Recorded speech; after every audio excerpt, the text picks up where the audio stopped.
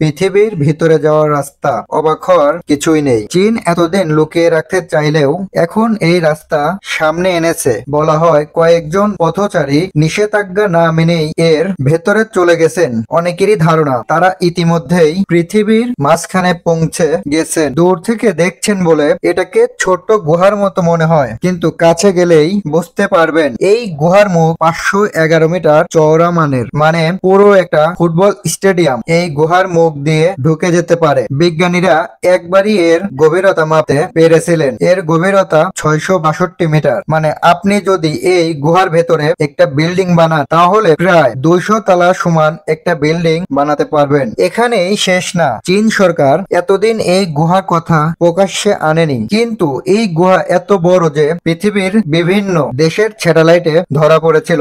অদ্ভুত ব্যাপার হলো এই গুহার ভেতরে এই পৃথিবীর মতো সবকিছুই আছে। গাছপালা, বন, পশু পাখি, নদী, ঝর্ণা, সবকিছু। অবাক করার বিষয় হলো এখানে সূর্যের আলো খুব কম পৌঁছায়, তারপরে এখানে সবকিছুই আছে। গবেষকরা বলেছে এখানে এমন কিছু প্রাণী থাকতে পারে যাদের সম্পর্কে আমরা এখনো জানি না। তাদের মতে একদম নতুন প্রজাতির কোন প্রাণী এখানে গোপনে বসবাস করছে হয়তো। এ কারণেই চীন সরকার এখানে কাউকে প্রবেশ করতে দেয় না। অনেক দেশের বিশেষজ্ঞরা মনে করেন চীন এই গুহার ভিতরে এমন কিছু পেয়েছেন যা বাহিরের বিশ্বের কাছে প্রকাশ করতে চায় না। সবার মনেই একটা প্রশ্ন আসে, মানুষ কি এর ভিতরে যেতে পারে? হ্যাঁ, যেতে পারে, তবে আপনাকে চীন সরকারের থেকে অনুমতি নিতে হবে। অনুমতি পেলেও খুব বেশি মানুষ এখানে নামতে সাহস পায় না, কারণ একবার নিচে নামলে ফেরার পথ খুঁজে পাওয়া অনেক কঠিন। তবে স্থানীয় অনেকেই বলেন সরকারের অনুমতি ছাড়া 8 থেকে 10 জন ব্যক্তি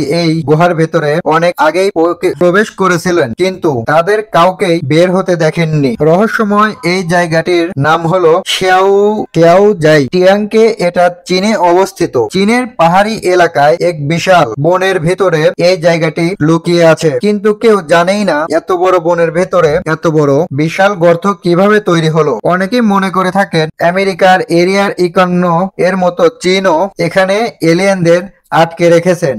কিছু মানুষ মনে করে থাকেন এই গর্তের ভিতরে মূলত এলিয়েনদের স্পেসশিপ লুকিয়ে রাখা আছে। আর এই কথাগুলো অবিশ্বাস্য মনে হলেও 2 থেকে 3 বার এখান থেকে এলিয়েনদের স্পেসশিপ উড়ে যাওয়ার ঘটনা স্যাটেলাইট ক্যামেরাতে ধরা পড়েছে। চীন সরকার বারবারই এগুলো অস্বীকার করেছে। এখন মোটামুটি বিশ্বের অনেক দেশই জানে চীনের এই বিশাল গর্তের কথা, কিন্তু চীন সরকার এখানে কাউকেই প্রবেশ করতে দেয় না। অনেকেই মনে করে থাকেন এই গুহা দিয়ে চলা শুরু করলে আপনি পৃথিবীর মাঝখানে পৌঁছে যাবেন। তবে এটা সত্য, পৃথিবীর মাঝখানে মানুষ সভ্যতার কোনো কাজ থাকতে পারে না। এলিয়েন সভ্যতাদের কাজ থাকলেও থাকতে পারে। বিশ্বের বিভিন্ন দেশের বিজ্ঞানীরা চীন সরকারের কাছে এই গুহা নিয়ে বিস্তর গবেষণা চালানোর অনুমতি চেয়েছিলেন, কিন্তু চীন সরকার কাউকেই এই অনুমতি দেননি। এমনকি এই গুহা এতটাই নিরাপদ রাখা হয়েছে যে 24 ঘন্টা এই গুহার উপরে স্যাটেলাইট উড়তে থাকে, যাতে করে অন্য কোন দেশের উপর